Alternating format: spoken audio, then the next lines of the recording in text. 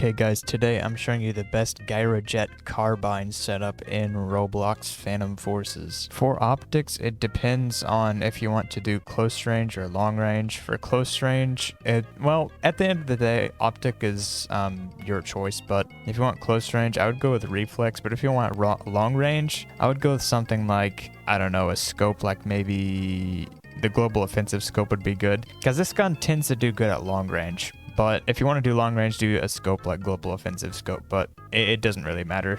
Iron sights are pretty good too. For barrel, you would want to use, there's not really too much you can use for barrel because it won't change it too much, but I'd say like muffler or oil filter would be good because, well, I'd say if anything muffler would be best because you can't really, there's no long barrel. This thing doesn't really have much recoil that you have to worry about because it's semi-automatic. So since it's semi-automatic, muffler would kind of be the best because it doesn't affect damage range. It suppresses the gun, and since it's semi-automatic, the change in fire rate doesn't really matter. For underbarrel, I'd go with skeleton grip for faster ADS speeds since recoil doesn't really matter on this gun. For other, you can use the full auto conversion, but you would have to use a completely different setup, and I don't really want to go over that right now. But I'd recommend green laser.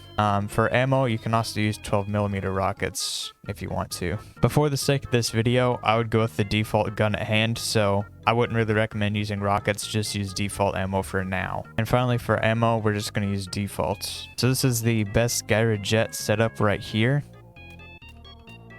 The recoil doesn't really matter, but this is going to give you the best bang for your buck, faster ADS. Green laser for, I don't know, just better visual accuracy. And of course, if you want close range, go with reflex. If you want long range, go for a scope. But I kind of just like the iron sights in this thing. Subscribe if you're new.